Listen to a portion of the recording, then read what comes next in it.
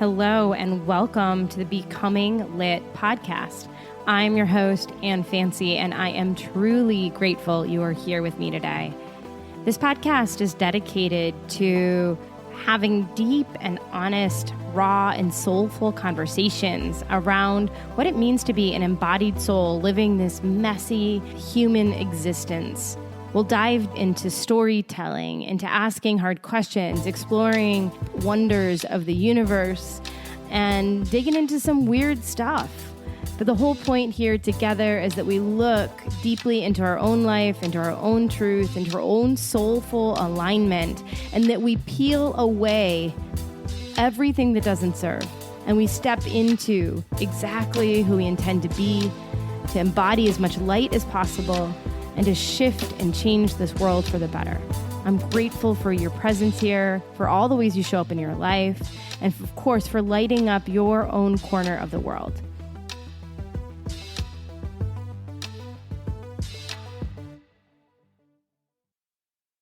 Hey everyone, before we get going in this episode, I want to, of course, thank you for listening. And I just want to give you a few warnings on this episode in particular. I'm speaking with my dear friend, Ann Zemba, who had the unfortunate experience of becoming a widow in her early 40s. And some of what we talk about is her walking through the trauma of that experience, what it was like, and just the overwhelm that came with that. There's also some discussion on suicidal ideation, not for long, but I just want to let you know that there are pieces to this conversation that could be triggering, and I want you to, of course, be warned. There's also a lot of talk around the feelings of grief. If you or someone you know are struggling in isolation, feeling depressed, lonely, or suicidal, I really encourage you to reach out to the suicide hotline. The phone number is 1-800-273-8255. There's also a chat. So if you don't want to talk, but you just need to reach out, go to the website, which is suicidepreventionlifeline.org. As always, my hope for these podcasts is that in storytelling and sharing in someone else's experience, you can see yourself. We can all learn to be better support people and stewards, and please know that you are loved, that you deserve support, that therapy is good, and that there are people all over the communities you're in who are willing to sit with you, to be with you, to talk to you. In these times more than ever, we need to, each of us, reach out to one another, pick up the phone, check on the neighbor, call your mom, do the things that you can do to continue to help facilitate connection. There are so many of us who are walking through reconnection, and it's not an easy path. Without further ado, my beloved friend, Ann Zemba, an incredible human being, a badass, a bodhisattva, and a teacher who's come to walk us through her grief, the lessons she learned, and how to help the rest of us both move through the same and learn to support those facing the unimaginable. Hi, everybody. Welcome, and welcome to my dear friend, Ann Zemba, who has decided she's very bravely wanting to come on and tell her story. You'll know Ann Zemba or her story either through your connection to the citizen yoga community, or even if you listen to the podcast with any regularity. I often reference my buddy Brian, who we lost a couple of years ago. And Brian was, and I don't know, do we say was your husband? I guess that's how you have to say it, isn't it? It's weird. So, yeah. I often reference Brian as my friend in spirit. What's unique, I think, for Ann, and part of the reason she wants to come on and speak, is that because Ann and Brian were fixtures as a couple in many communities, specifically locally to Detroit in the citizen yoga community and also the Trader Joe's community, it's been a journey for Ann to walk through what it's like to go through something so painful and not really have anonymity that some people might have. If you know Ann, you know that Ann is a strong woman who presents very stoically at times. And that's just part of who she is and how she was raised. So it was a vulnerable space to be in. And she wanted to come on and talk about that, tell her story. So welcome, Anne. Thank you. Thanks for being on here. Maybe first start just telling us a little bit about your relationship, you and Brian, how you both showed up in the world, and we'll see where we go from there. Sure. Okay. So Brian and I had the fortune of meeting at Trader Joe's and had a very instant connection. And we were very, very drawn to one another. And it was almost like in meeting, we knew each other. I mean, it was like, it was this knowing that holy crap, like I met my person. Chills. Mm-hmm. And, we were pretty much inseparable, and we had this really lovely, lovely relationship where, you referenced my stoicism, and my joke is always that like, I'm the emotional one in the family. So anyone that knows me will find that to be pretty funny because I'm really not a super emotional person, or I don't present as such. And Brian was able to step in and to really manage that big energy that I had and that kind of quiet, strong person that I was. And he understood how to be with me and loved my independence and my strength. And I think was also drawn very much to how grounded I am. Mm-hmm. Because if you knew BZ, he was not grounded. He was all over the place all the time, but was truly the biggest person I ever met. I mean, in reality, I saw this person who was 5'8" and kind of fluttering around and chaotic and spinning. And he was the biggest person I'd ever met in my life. And he could make you feel like you were the only person in the room. Mm-hmm. And we just had this really instant connection. It was very dynamic, and we had a beautiful marriage. We had a beautiful friendship. Anyone that was around us knew that about us. And we were always AZ-BZ. It's like we were out in the community together, and to have that very suddenly change was just such a gut-wrenching experience. Mm-hmm. I always say, like, you guys were one of those annoying couples that, like, in a healthy way, were like, hey, I'm going to Target. And you'd be like, great, I'll come with you.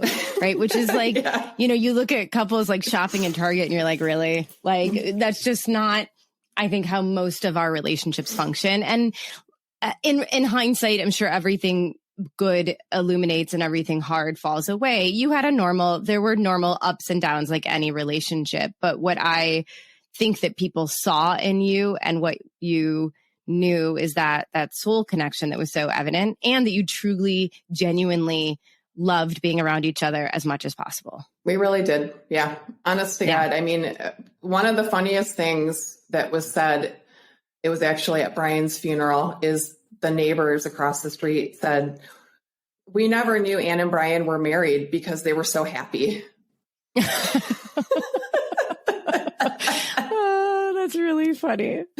Like, they just assumed you were still dating because it's the commitment that changes it. Right. Totally. Yeah.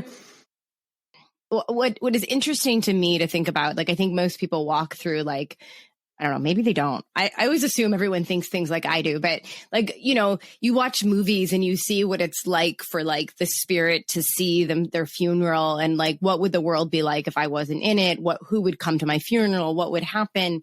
And as much as we all knew Brian, you're so absolutely right that he made everyone feel seen and important. And, Trader Joe's was like a big social party for him, because just regular customers began to feel like they were friends with him, and got his like special, try this new product, and you got to try this, and let me open these chocolates for you, and entertaining children. And it was like he was always the hostess with the mostest at the Royal Oak, Trader Joe's, and probably every Trader Joe's he ever worked at, and probably every environment he was ever in, he did that. And so it's like, there's so much talk so often about purpose, and and imagining that it's this big overarching thing. And I think Brian was such a perfect example of how, he was still very human in all of his ways, but he just really showed up as himself and lived vibrantly in every space he was in, to the point that he needed someone like you to bring him to earth, right? and lock his feet down. I mean, I think of times that you and I and G and Brian were hanging out, and, they would just go off into whatever land of play, that you and I were just hardly capable of even entertaining. Totally. 100%. Yeah. Yeah. And so when he passed, to realize the impact of one person's life, let alone your own personal, I think this will lead into really the bigger conversation, let alone so to see the impact of one life and how his life rippled out, and how many people wanted to show up in support of both the loss of him and in support of you, whether you wanted it or not, right? We all gathered, citizen organized together at Somerset in an effort to raise money and support for you, because it was so untimely. And I can't walk through the mall, the heart, that open space at Somerset. I don't even know if you can do it without being pulled back into those moments, which for me held a lot of emotion as someone leading the class, but it was just powerful. But also, I'm sure for you, it's a completely different experience being there. Yeah. So it totally so I guess, was. I mean, go ahead. So I would describe myself as an introvert in that I love small groups. I love my close friends. I love one-on-ones. I really enjoy teaching, but it exhausts me to when I lead a group, I come home and I need a minute. And so here we are, Brian and I get ripped apart through this traumatic experience. And then a series of things started to happen. And so Somerset, that experience was so incredibly kind and generous for Lulu and Somerset and for Citizen and for everyone to do this. But then for me to show up and be amongst over 500 people. I don't even go to Somerset, really, right. Even since Brian died. It's just really a weird, anything I can do to not even go in Somerset Mall, that still holds something for me, that I just don't really go. But I felt so exposed. Every person wanted to talk to me. And of course they want to talk to me. They want to express condolences. They want to do what's right. But I just wanted to hide. I wanted to hide and have this grief experience. And it wasn't just Somerset. I mean, it was every single place I went, people knew my story, the social media stuff, like the You Caring, which again was so incredibly generous and kind. But I literally, I can share a story. I went to dinner. My friend Seema said, we got to get you out of the house. Let's just go. And you're not eating. We got to eat something. And we went to Ronin. And somebody bought our dinner and our drinks. And the waitress came over and said, did you know the couple that was sitting in the corner? And I had scanned the restaurant. I did not recognize anyone. She said, well, they know you. And they're so sorry. I'm so sorry about your husband. So basically, someone that I don't know knew the story and told the waitress, who then came over and expressed condolences. And I felt like there is literally nowhere that I can go where this doesn't come up. And it really started to make me feel just so incredibly exposed and raw that I just started to want to hide. No matter what it was, I just wanted to hide. I couldn't deal with it anymore. Well, you're an introvert, and the grief of losing your soulmate, for lack of better language, or without loaded language, I guess, but to lose your person so suddenly. I mean, Brian was 43. It was absolutely the most sudden, unexpected. There was no warning. And to be facing that immensity in any capacity, I think this is what is relatable. People understand grief and loss to some extent, right? And people are notoriously terrible at handling and being around other people's grief and loss. So there's all that layered in. So people coming up to you and not really knowing what to say, but trying to show up and do the right thing and be around you, and you literally navigating such pain and unknown territory, but feeling like literally in the Royal Oak community or in our local community, there was nowhere you could go that you didn't carry that story. And by the way, if you don't know Ann Zemba, if you didn't look at her picture on the thing, you are not somebody that could blend in. Like, you are distinct, nearly 6 foot, and you have a very striking, beautiful look to you, but also one that isn't you can't fade into the crowd. True. Yeah, that's true. Let's talk about what that grief was like for you. What did you walk through? We were so worried about you, that first year or even 2 or 3, how many years out are we now? It was 4 years in June. Right. Okay. Yeah. So, I mean, I do think that it's for anyone that kind of doesn't know the story, it's probably worth just explaining to some degree what happened. Yep. Gina, your lovely wife, and my dear friend offered to allow us to go up to her place. And so we went up north and we had, honest to God, like the most amazing day. We drove up there. Brian had lovely conversations with his parents. We saw, his brother and Emma and Lewis the night before we left, very unexpectedly. We spent time with his best friend, Michael, pretty unexpectedly in Munju. Really strange things that all kind of lined up. And then we go up north and we have this beautiful day and we walk by the water and we hold hands and we're just like the whole nine, right? We have a great lunch. And then he basically collapsed at the house, and he kind of fell over on the bed, and I thought he was messing with me because that would not be unlike Brian. And I kind of said, like, what are you doing? Like, knock it off. And when I quickly realized, because he was making this weird kind of snarling noise, that something was very wrong, I think I levitated to the phone to get my phone, which was like all the way across the cottage, and called 911 and threw it on speakerphone and dragged him off of the bed and started doing CPR.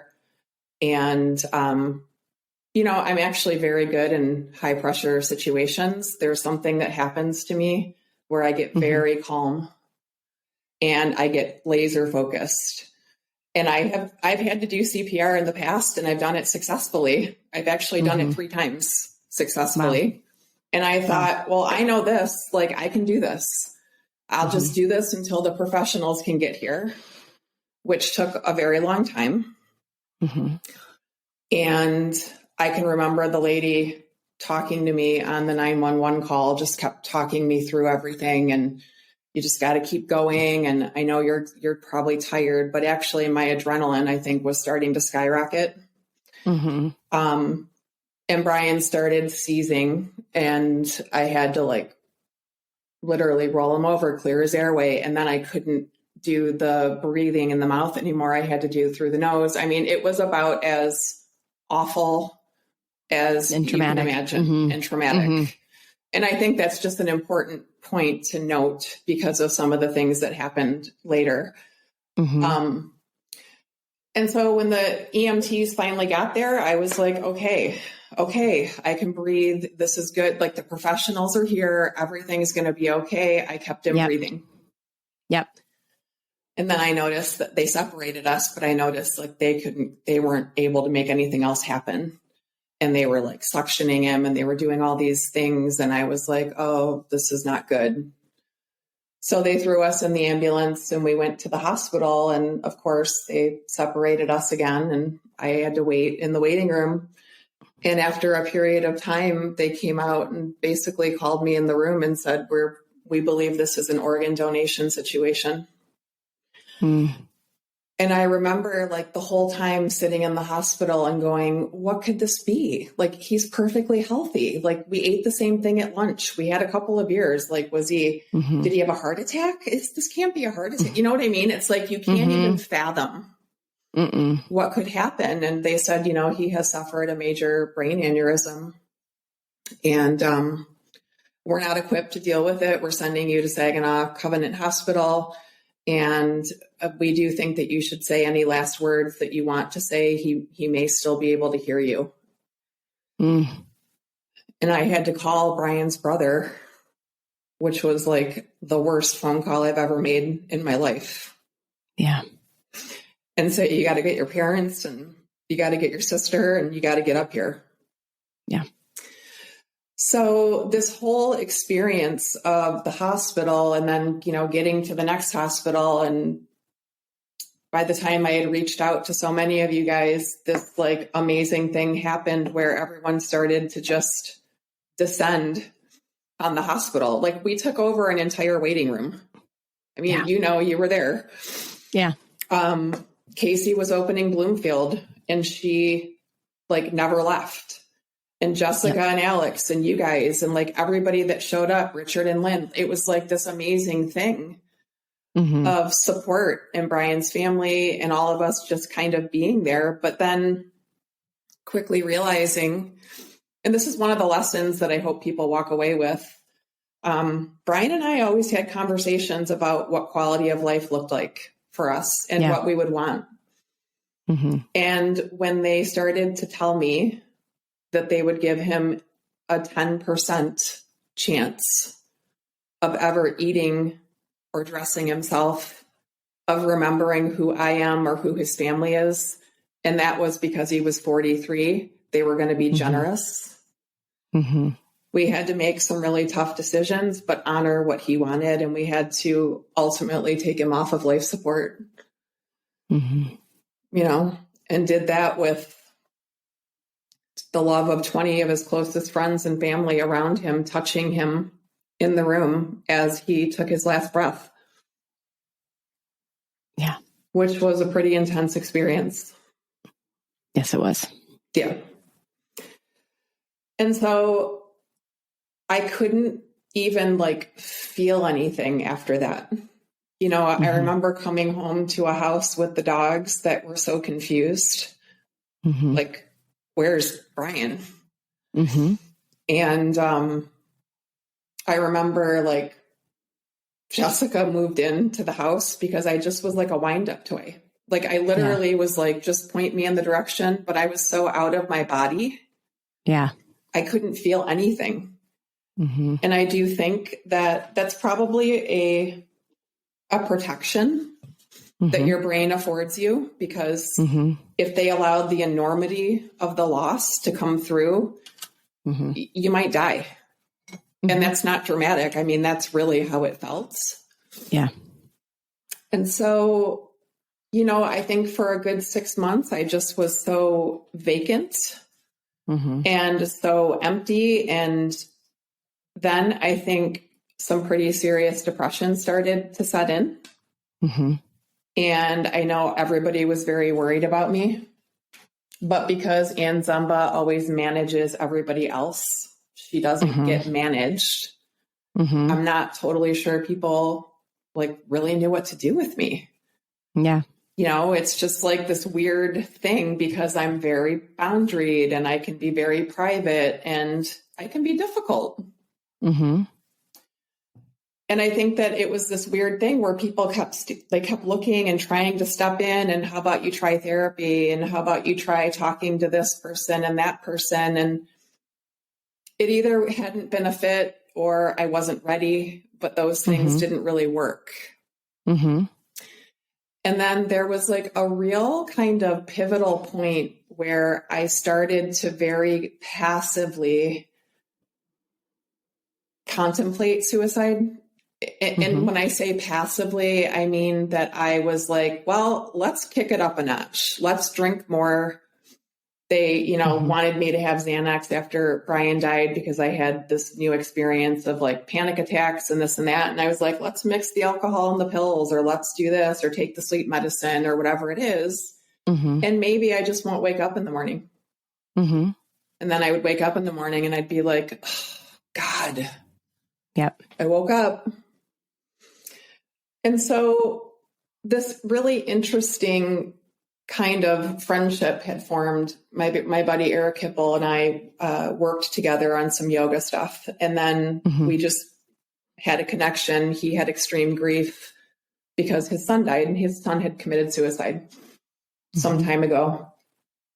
And we were at lunch one day and he literally looked at me and he goes, "You're in the danger zone. I know it. Like, I can see it." And he said, I'm very serious when I tell you that as soon as I leave here, I am going to find someone to help you. I think you need EMDR. He's like, "You're exhibiting like PTSD symptoms, and I can feel it in you that you are very on the edge." And he wasn't wrong. No, we knew it. We didn't know what to do to interrupt it either. Right. And so I just kind of was like, EMDR, like, I don't even know what that is. And he explained it to me and I thought, I'm going to go do it just because I like Eric, but it's not going to help me. Right. And so he introduced me to Steve Weiland, who is a fantastic EMDR a therapist in Ann Arbor. And Steve really is probably a large part of the reason that I was able to turn things around. You know, he was, I always say when you choose a therapist, you need to choose a worthy opponent. If you're smart, you know how to get ahead of what the therapist is trying to do. Yeah. If you're smart, you won't choose a worthy opponent. You'll choose a few to outsmart for a while, right? Right, yeah. right. Yeah. And yeah. So really, if you're really smart, you let someone choose one for you. Well, exactly. And then the funniest thing is, honest to God, so at the end of our session, Steve said to me, "Yeah, Eric called and told me that you were going to be difficult." And I was like, "What?"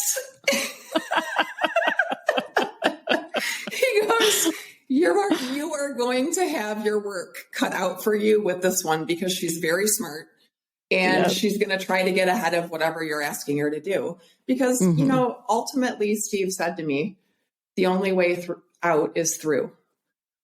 And I said to him, I can't go through that door because I locked it and I threw the key in the ocean. That doesn't exist anymore. I can't do it. I said, I will die if I let the emotion come out. Yep. And he said, "You won't. I promise you won't. And I'm here with you. And we're not going to dive right in. Right. We're going to do this in a way that makes sense, but you got to let it come out." Yep. And so I probably was difficult on the front end, but I quickly built trust with Steve. And when I really allowed myself to just give myself over to the experience and not try to control it, that's when things started to change. Which is like, there's so many lessons held within that. Sure. For those who don't know what EMDR is, can you back up and describe that a little bit? Yeah. So I don't have all the technical stuff for you, but basically EMDR is a therapeutic procedure that was developed to use with veterans and first responders who had extreme trauma experiences. And so what happens to your brain in trauma is that the right side and the left side stop communicating, and the trauma begins to circle in your mind, and your brain can't work together to process and file. So the trauma is always there. So all of the emotional experiences of it, all the events, it's constantly swirling in your subconscious. It's affecting your anxiety. It's affecting your behaviors and so on and so forth. And so with EMDR, I would hold these two little paddles that would just go like, they would vibrate back and forth. And then Steve would have me bring to mind something around the events of Brian's death. And I didn't have to talk about it. And the paddles going back and forth connected my left and my right side of my brain so that they could process whatever that memory was and they could file it where it belongs. My understanding is like that, is it's like the loop, because the brain goes, this is too big. We don't have time or the energy to like rest and digest and defrag this. We'll just keep looping it. We'll set it aside and handle it later. And then ultimately the body really doesn't have systems to properly manage trauma. Right. And then we also live in this isolated culture, whereas in, times of community or indigenous cultures, the community would come together to help facilitate healing, right? Which would probably have looked like vulnerability and release, which we also don't really love in this, culture. And so we don't have the system that lets us come down the other side of the trauma, right? Like that's Peter Levine's work of like riding the wave, and that we get interrupted, right? You get interrupted immediately because you had to do, and then the shock and then all those things. So we just like don't have time to move through it. And the brain again, just isn't capable. And so, I think it's a really fascinating thing for so many people like you, like my beloved wife, for a lot of people who it's too big, they can't talk about it, or it's I think talk therapy has great outcomes for certain things with the right kind of people. And then there's certain people where it's just unproductive and you're just spinning around in the same pain. And so my understanding, and correct me if I'm wrong here, is that it sort of discharges the emotional, not the emotional, but like, I don't know, like the some of the pain with it, or it takes some of the or the ability to step back from it. How would you describe that? Because you do a PTSD scale on the front end, right? Yeah. So you take the PTSD questionnaire, and you don't know how to score it. You just, Steve's like, don't worry about it. Just give it to me. And he was like, he's like, right. Wow. Okay. He's like, you're pretty off the charts. Mm-hmm. And he said, we're going to do it again in 4 sessions. And you should be seeing some kind of shift. Well, in 4 sessions, I was half what I had been. Which is insane. Insane. And I think I did a total of 10. But it does take some of the, it's so fascinating because people will say to me, well, you process it and you file it. Does that mean like you never access it again? And I said, no, it's not like it takes it out of your brain, but it puts it over here where it should live. And in putting it over here, all of a sudden, it's not this constant 0 to 100. Oh my God, it's always in my mind. Yes, it still is a very tragic event. I could not have had this conversation with you even now, over 4 years later, without being an absolute mess. Had I not done it, it takes a little bit of the emotion away. It takes a little bit of the anxiety away, and it makes it more of like, this happened. Yes, this did happen to me. But in telling you my story, I'm not reliving it. My heart's not racing. I'm not like shaking. And that's what was starting to happen. I was having this like great body experience. Right. Yes. That it's like you're back in it again. So without discharging it and filing it where it went, anytime it came up. So you're spending your whole life basically trying to run away from the thing that's right in front of your face. Right. And then everything can potentially put you back into the experience, the emotional loop that's stuck on repeat of panic and just pain. Right. And so by that makes perfect sense. It's like it moves it from being out in front of your face to being tucked away or where it belongs. And of course, we just heard you tell your story. It's still emotional. My eyes well up and I wasn't there listening to you, which is a normal response. It's not like you become unemotional or detached or robotic, but it like, to me, it's like you can take that one step outside of like you said, reliving it. Yeah. Reliving it. So EMDR was a huge game changer. What was the time period between when Brian passed to when you started that? I believe it was about 2 years. Yeah. Yeah. Yeah. Because I remember there was a long time that we worried about you and everybody was checking on you, but nobody, this is the thing about people who are stoic and seem to have their things together, and really anybody in pain, is that the outsiders know what's happening, but we don't know how to break in and break free or help you break free. And truthfully, maybe we couldn't have anyway until you found your way to something like EMDR, Yeah, I would agree with that. I mean, I can even remember a Thanksgiving that like a million people wanted me to come to Thanksgiving. And I just was like, yeah, I can't do it. And I laid in my bed all day. And I remember having just a particularly low day, like it was a really bad day. And I'm in my bed upstairs and I forget that Jessica Sherman has a key to my house. And all of a sudden, Jessica Sherman's standing in my doorway. My dogs never barked. And I'm like, you assholes, like someone just got in the house and came all the way up to the bedroom and you didn't even react. All right. And she laid in bed next to me and I just cried and cried and cried. And just like, I mean, everybody wanted to help. They wanted to be there, but there was like, you couldn't help me. I had to like, I had to do it myself. I had to trust someone's recommendation and go to EMDR and work through it. There was nothing to be done. I couldn't be like saved, I guess is what I'm trying to say. Yeah, which is such a hard lesson that I think we all learn in different ways. Is like, I was just having this conversation with G about trauma in general. And I watched this really fascinating documentary by Gabor Mate, who received some amount of pushback, but I think his insights are fascinating. And what I've discerned in so many ways is like that in our childhood, no matter how,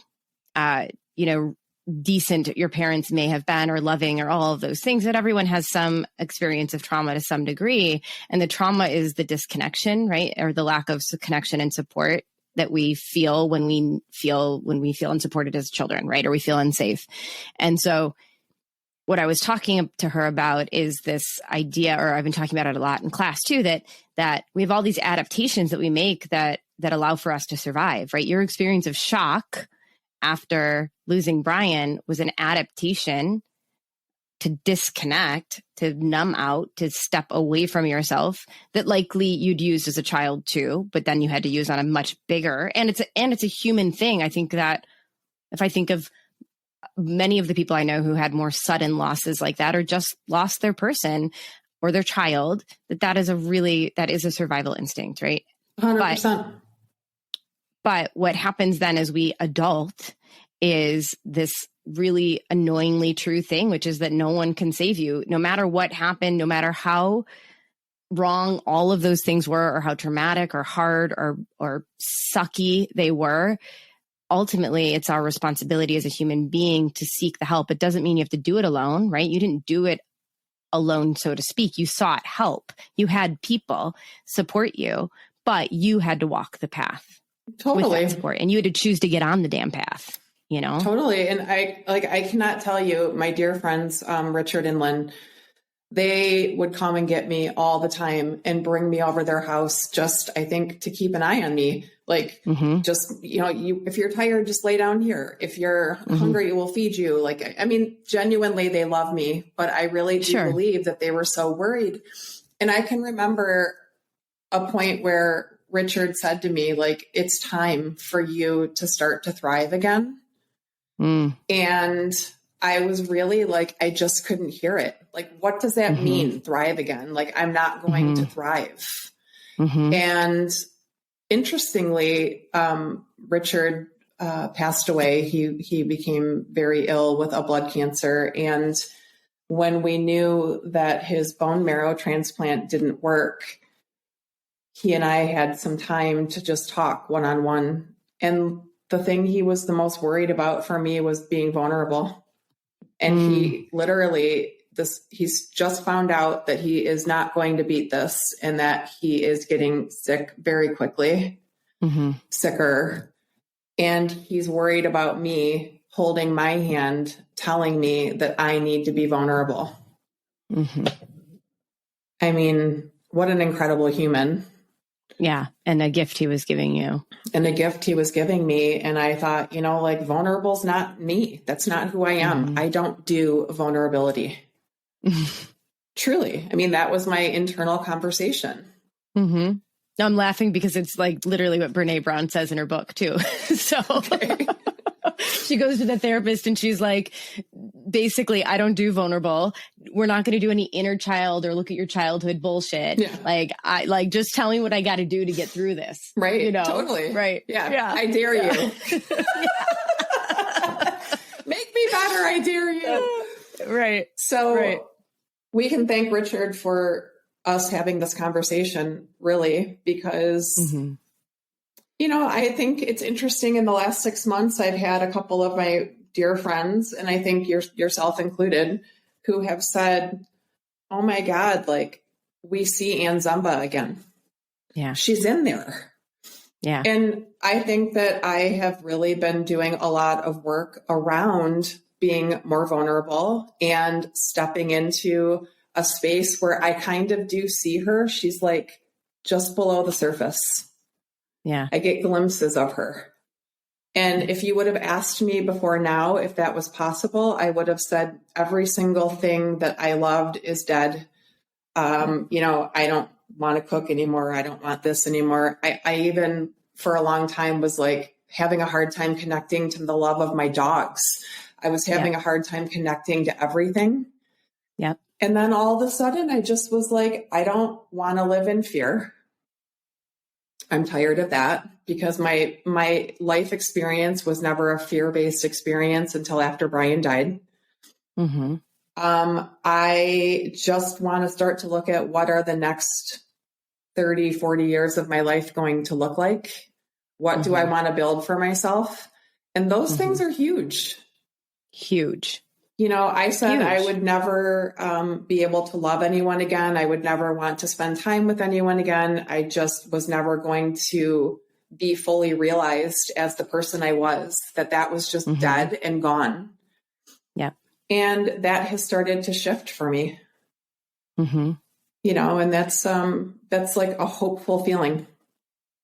It's huge. I mean, I remember you telling me all those things and having, you know, I was always aware of my level of intensity that I can't do surface very well. So I was careful to not inundate you all the time with my deep thoughts. But I remember many conversations saying, I know you can't hold this hope yet. I know you can't see it, but I refuse to, I will honor you where you are and continue to hold hope for where I believe you can be, you know, and where I know Brian wants you to be, you know, and it's been heart-wrenching, painful, brutal, beautiful to watch you unearth yourself again. And you're not the same, right? Like you're not going to be the same. And I think that there is a part of you that you said, you know, you've always said that there was a part of you that died with Brian. At first, though, it felt like it was 100% of you. Yes. Right. 100%. Yeah. I mean, I literally thought there will never be one single part of me that will be recognizable again. Yeah. And that was my belief. 100% in my core. And now I can say like, yeah, I'm not going to be the same person. I mean, Brian and I used to laugh. I mean, the thing that I loved is how like the amount of humor and laughter and lightness in our relationship. Did that fully come back? No. You know, there's certain things that we did that we loved. I can't even have a fire in my backyard, it seems, because that was something we did. And there's like parts that are just still very painful. Yeah. But I'm also stepping back into my power. Yeah. Yeah. I think this is the epitome of the hero's journey. As I'm listening to you, I like see it, right? Like you were in the abyss, the dark night of the soul for a really long time. And you know, I can see all the people, like, you know, you had this team, like the whole thing about the hero is all the mentors and all the people, right? Like Richard in that conversation was the mentor talking to you in the cave, saying like, here's one more thing, skill, tool you need to get yourself out of this, to thrive again. And even for me, the word thrive is loaded. So I can understand your retraction around that, but just to feel even a little bit alive again. And you've been gathering jewels, and there's still things that are painful. And They may always hold pain. I have a feeling that that at some point, many things like that you're already experiencing will be bittersweet, that you'll be able to both feel your connection to Brian and presence around a fire, and also be in joy with other people you love around that same fire. Like, I believe that's possible too, but it's coming back into the world changed and honoring this. There's so much talk in the spiritual communities and so many places around trauma and healing, that like healing is like some goal line you're going to reach. And it's so misleading. Healing is this like very slow, often spiral of like, moving up the spire, but like you can take 300 steps and only have gone a foot higher. Sure. And I feel like EMDR took you out of the basement. Yeah. And then it allowed you to put one foot in front of the other on that healing spiral. Yeah, I agree with that 100%. And, it's fascinating. There's something that you said that triggered this thought for me about, like, I remember going back into the studio after I had been away for a couple of weeks because, I went right back to work for the most part because Sure. that's what I do. Don't make me feel anything. Just give me something to do. Right. And I remember this really weird experience of people who, again, were very likely well-intentioned, saying things to me like, well, first of all, I got asked out on dates 6 months after Brian died, which I found just like repulsive, to be honest. Right. That wasn't just at the yoga studio. I'm not trying to say that happened there. That was just everywhere. Sure. Like things were happening. Right. People were coming out of the woodwork. But I can remember like being given the advice, you better get busy looking around because your face won't be pretty forever. Ugh. Your body won't be like that forever. So, have your grief, but then you need to get back on the horse and you need to figure this out. Which made me even do like a bigger, like middle finger to the world. Like, oh yeah, how dare you? Like, you know? And so I think that, again, well-intentioned perhaps, but not so much, perhaps. Not a great thing to be saying to people. No. So let's talk about that, because I think that's something that people don't really know what to do, right? We're all triggered by our own pain. And so if someone's in pain, we tend to really fuck that up. What was helpful for you? I mean, I know that you talked about feeling so exposed, and I don't know if you have an answer to what else we could have done, right? Because I think what I was hearing, it's the space for both. Like the thing at Somerset was amazing, and it was really too much exposure for you, right? And maybe in retrospect, you could have not shown up, right? Which would have been okay. But like you're just walking through your life. Like you said, you were disembodied. You couldn't even people were pointing you in directions and you were just moving that way. Yeah, totally. And so many of the things carrying you, same thing, exposure and supportive. So, and even these people who are saying stupid ass things, which we can argue whether or not some of those were helpful, but what was helpful? What is your advice or your reflection on what to do or how to show up for people who are in the space of such deep loss like you or have walked through? I think the one-on-one time that you guys spent with me was extremely helpful. The smaller gatherings, the things you and Gina would do, like having someone come here, spending time. I think that if you have an intuition that someone is in trouble, follow it. There was more than one occasion that Gina dropped whatever she was doing and came to my house because she could hear it or she could sense it, and she wasn't wrong.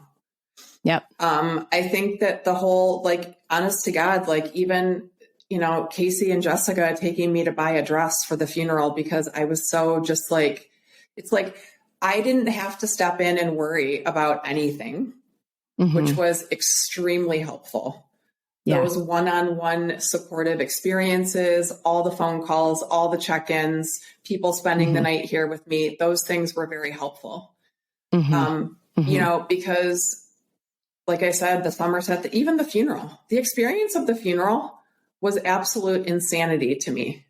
I mean, we had an entire funeral home that thank God this was the only funeral happening that day, because they had to use every square inch of it. And even at that, people couldn't get in. Yep. There were people everywhere. Yep. And to stand at the top of, or the front of the funeral home and to basically have a receiving line. Mm-hmm. Like, I remember distinctly at one point, Casey stepped in and said, go get a glass of water, use the bathroom, freshen up, I'll hold the space. I never sat down. Yeah. Yeah. And so I think the helpful things are like, make food for someone. Yeah. Help them with take charge childcare. Is what I'm hearing. Take charge. Yeah, I'm hearing take charge, sort of insisting just your way in. Exactly. Yeah. Just do it. Don't ask. Just do. You know, I think you've also talked from like the spiritual angle of somebody who believes in connection to spirit, but that so often you and my conversation was around, why don't I feel him around me? And I think there's something about the level of grief that keeps us so disembodied and so disconnected feeling that like you have to be in your beingness in order to feel those connection points. Yeah. You know? And so, I remember just saying to you often, like, I don't know, except for that all I can keep saying is that I think in time it'll shift, and like letting it shift and being with yourself in that process. So where are you at with that piece of it now in the more spiritual perspective? You know, I am feeling Brian around me more. And I am feeling just a presence here at the house. You know, it's not like overwhelming. But there are times that I'm like, I know he's here, you know, I can feel it, and I can trust that that's true. I can trust my intuition that he's around me. Yep. You know, I've always laughed because you guys have said, like, are you kidding? Like, do you think Brian's ever going to like let you, he would never not be around you. No, 100%, 100%. He was up your ass alive. You don't think he's going to be like that dead, you know? Exactly. Oh, chills. Oh my God. That's so funny. I can feel his presence right now. That's so funny. So what's really funny to me, not funny. I'll say this. For me, as someone he was my friend for a decade plus, and I knew him well, but I wasn't obviously the same soul connection that you felt. The loss was huge, but I credit his leaving to my remembering of my own intuition and knowing that I know things. And I remember taking an intuition class that, you know, I was meditating, and all of a sudden I felt this vibration that was so like literal, like vibrator on my head, bzzz, like that, you know? Yeah. And I was like, I just felt him just when you were talking about that same thing right on the side of my head. And it was like, bzzz, you know, it's like, oh, like a freaking bee, but like big, you know? And I was like, oh, I have chills all over. Hey, Bri, like I knew the only person that could hold that high of a buzzy vibration was Brian Zemba. And so I give him a lot of credit for me personally in remembering what I already knew. And I'm devastated that was the way that we had to learn it or remember. But I think for a lot of us, and probably you now that you're walking through a little bit further down the path of grief, I think a lot of us can give him credit for helping us remember our soul selves, or that connection to spirit that exists that we don't always feel and see. Yeah. And, you know, it's interesting because people would say to me, like, aren't you so angry? Aren't you so angry? And you know, anger's never been my lead. I mean, you very rarely ever see me get angry about much of anything.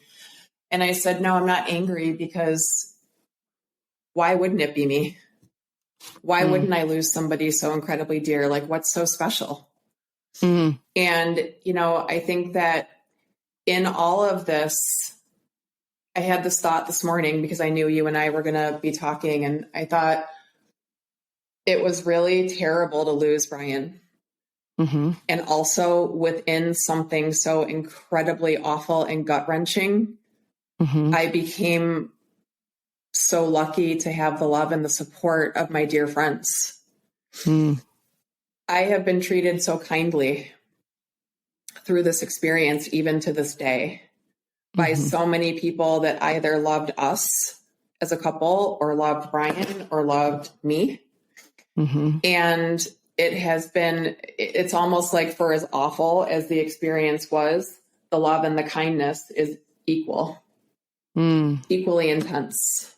Mm-hmm. And I have to just say, like, for that, I am truly grateful, because I can't imagine enduring that type of loss and not having someone to love and support you. And I lucked out because I have such a lovely group, my small group of friends.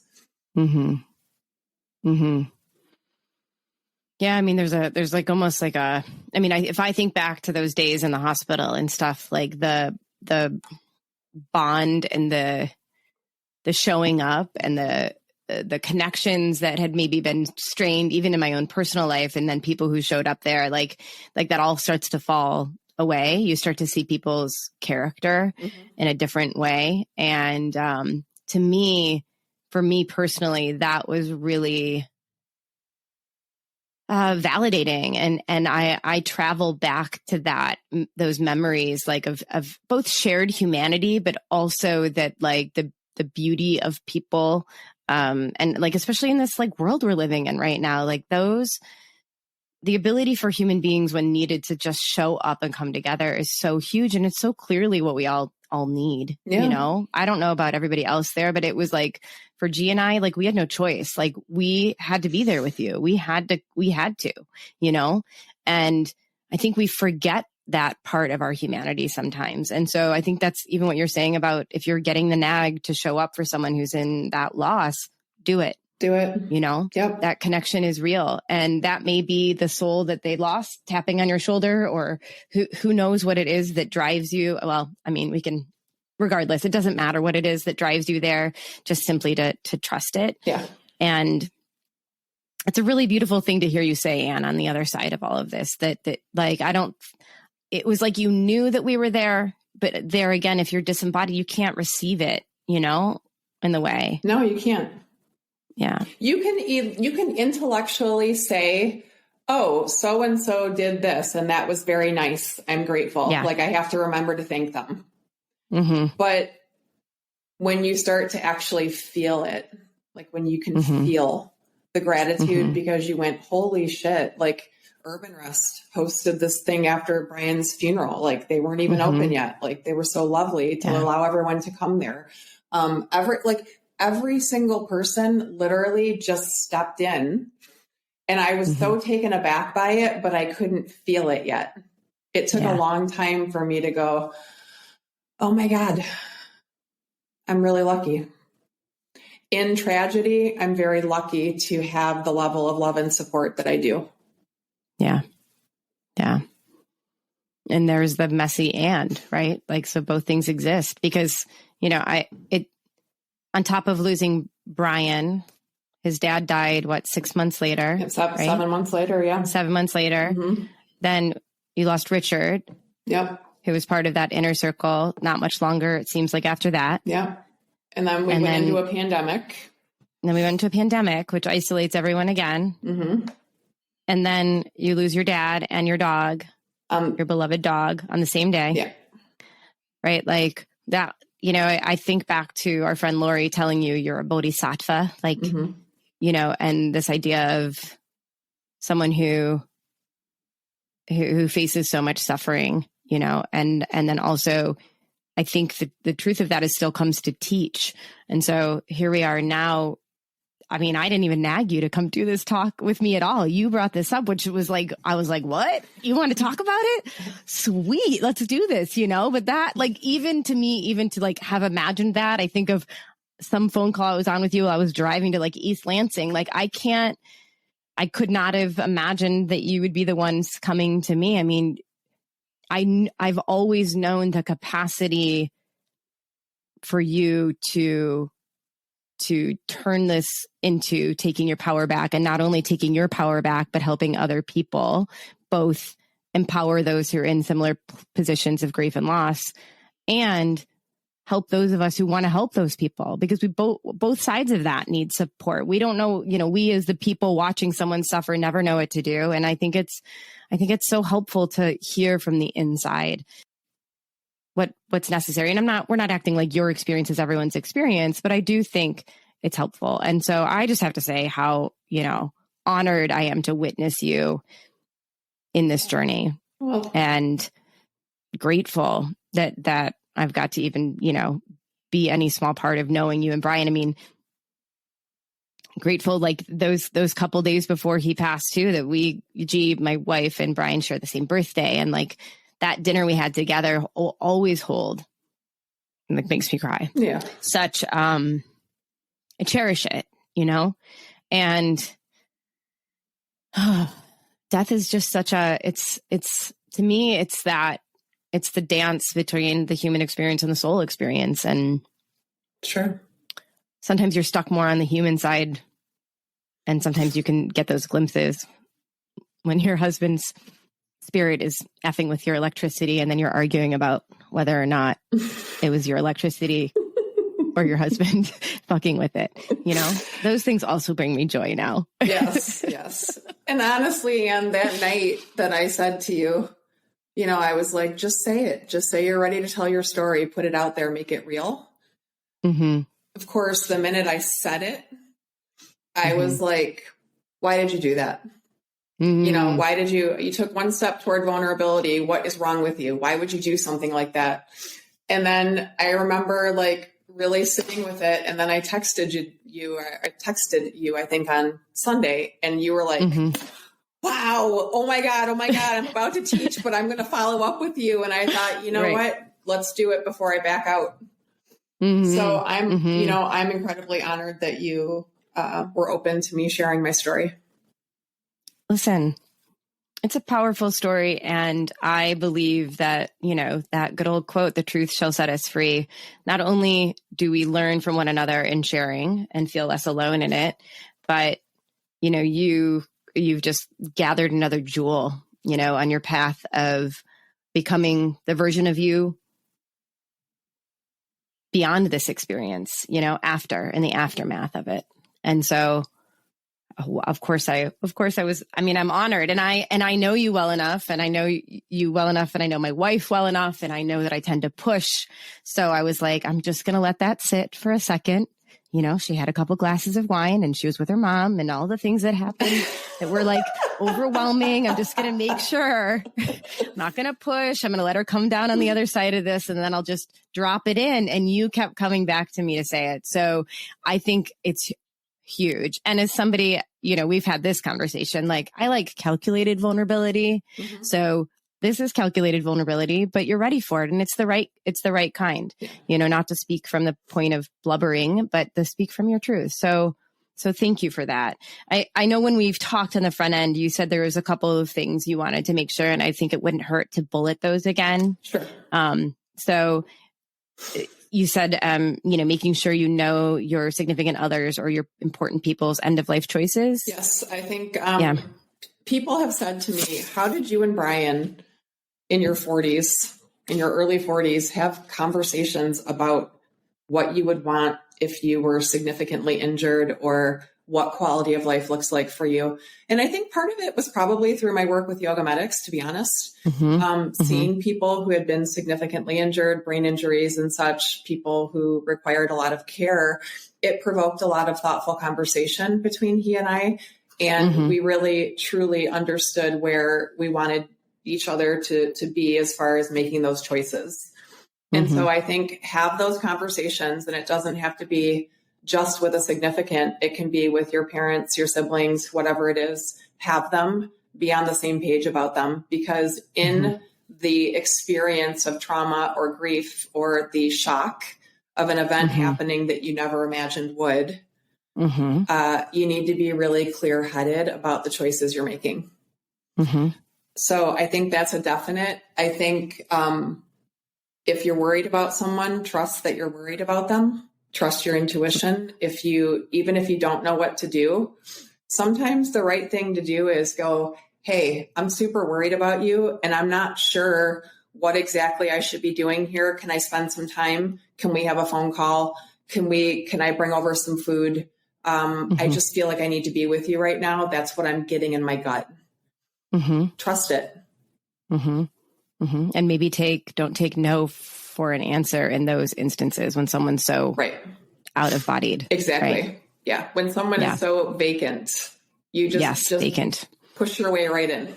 And then I think, again, finding the right therapy choice.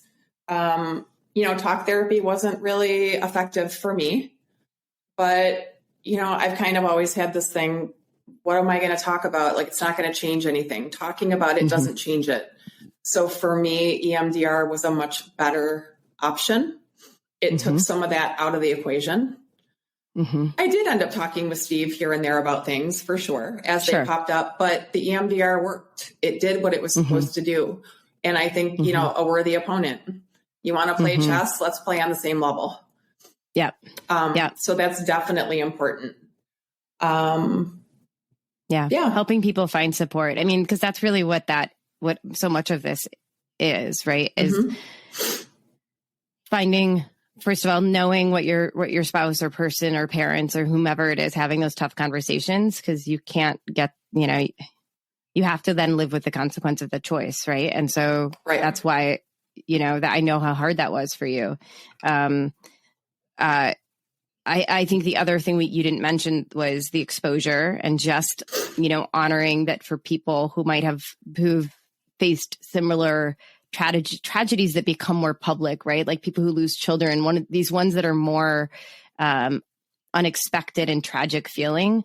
I think that really honoring that someone might feel really exposed. So helping them find safety, which for you is in smaller groups, and just honoring that there's a and in both feeling, not, as much as we want to push each other. Also, if they're pushing back that they feel too exposed, maybe naming that for someone. I don't think people could see that part of it if they didn't know you, and also were well-intentioned and just not able to witness that for you. And I actually could say, I'll tell you something funny about that. That just came to mind. So when I finally did come back to Citizen, every single person I saw looked at me and said, "It's really nice to see you." But it was like every person. They didn't say like, "How are you?" or like, "What's going?" They just said, "Oh, it's really nice to see you." And I was like, well, this is very Stepford wifey weird feeling. Like, why is everybody saying the exact same thing to me? And come to find out, Casey was like, listen, when Ann Zumba finally comes back to the studio, don't ask her questions about any of this. Don't like barrage her with things about Brian. You just say, "It's nice to see you." And so they literally took that and ran with it. So every single time it was, "Ann Zumba, it's so nice to see you." Right. I was like, thanks. So how did that, I mean, I guess it's better than "How are you?" really? Because that was what you got before. Right. Oh, it made me laugh because I was just like, okay, great. It's nice to see me. The person who never wants to be seen. Yes. That's great. Yes. Saying. Maybe she should have just told us to look at you and give you a chin head nod, Right. But again, that was protective, and it was beautiful because I could not have handled every person who really felt like they were part of our story because they were part of our community. I couldn't have handled every single person needing to talk to me about it. Yep. It just wouldn't. It wouldn't work for me. So it was, so that speaks to the exposure piece. Sometimes acknowledge, but don't pick at the scab. Yeah. Yep. So. And reading people's energy. I mean, if someone is at least remotely aware of you, they can probably sense that your energy is more protected. And so just honoring that, that place. Yeah.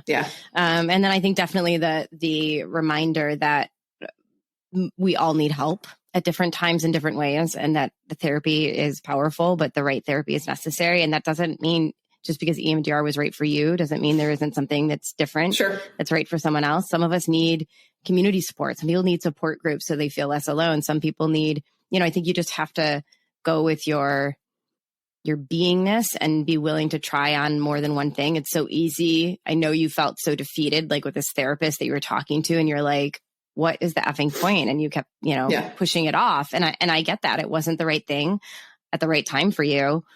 And so it's like permission to explore what might also be right. And that if someone around you is saying they're ready for help, like that to me is like, okay, help them, help them find help, give them permission to try on different things, let them walk through that, help them walk through that. And also in that place, be a nag a little bit. Like, thank God Eric Hipple got on the phone and said, now, like, there's an open window. She's saying yes, you know? So those are the places where the people who hold respect in your life are probably the ones that have to push it for you. Yeah. You know, 100%. Because he was like a mentor. So he had the authority that you could listen to and trust, you know, and had been through it, shared experience. Oh, I mean, someone who had been through something so incredibly painful and was willing to be incredibly vulnerable around that was not lost on me. Yeah. Yeah. You know, and was willing to say, like, let me tell you my story because I know that you don't want to tell me yours. Yes. You know, like the lead in, it was like, well, look, I'm going to share something so incredibly painful with you. And I'm going to hope that you'll trust me and that you'll feel safe in sharing what happened with you. Right. You know? Right. So, which is where you are now. Powerful. Look at that full circle. Look at me. Look at me. I'm a big girl now. You're a big, vulnerable girl. We're going to expect you to share lots and lots of feelings everywhere you go from now on. Yeah, as soon as we're done here, I'm going to have to go to bed for 5 hours. Yeah, totally. That's okay. And then again, once we actually share the episode. Right. So there's that. Exactly. Right. Well, thank you for doing this, for being willing to do this. I think you're a phenomenal human being and brave as hell. And I'm just, like I said, so proud of you, which is pride is a weird word, but like, you know, sometimes I have the problem of like holding hope for the version of people I know I wish they could be. I think a lot of us are like that. I would guess you're like that too, that like, you know, you see someone's potential and I can see how often I'm naively hopeful and to my detriment, but I'm so glad that what I saw and continue to see as potential in you. I think this is just the beginning, Anzemba, of you blooming from all of this, which is going to be incredible to witness. And I think you have a lot of powerful medicine for the world. So thank you for starting here and sharing that. Thank you so much, Ann. Thanks for having me. I really appreciate it. Okay. I love you. Love ya. Thank you so much for being here, for listening today. And of course, if you have enjoyed or appreciated this podcast, I appreciate your support by liking the podcast, giving us a good rating, and of course, sharing this with anyone you think who might benefit from listening in. And lastly, this is your reminder that you are loved and valued, that your life has meaning, that we're grateful. There are many people, including me, who are grateful that you're alive. Thank you for everything you're doing to light up your corner of the world. Until next time.